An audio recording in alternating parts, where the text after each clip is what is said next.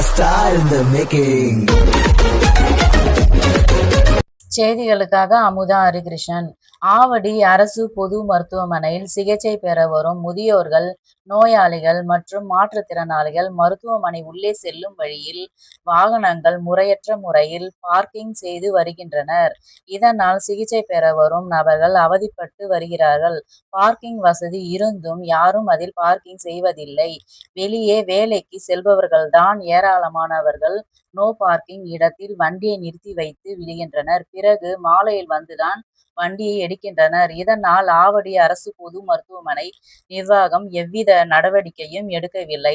அதனால் சம்பந்தப்பட்ட அதிகாரிகள் மற்றும் ஆவடி தவேக எம்எல்ஏ ரமேஷ்குமார் அவர்கள் அசுர வேகத்தில் நடவடிக்கை எடுக்கப்படுவாரா என பொதுமக்கள் எதிர்பார்ப்பு.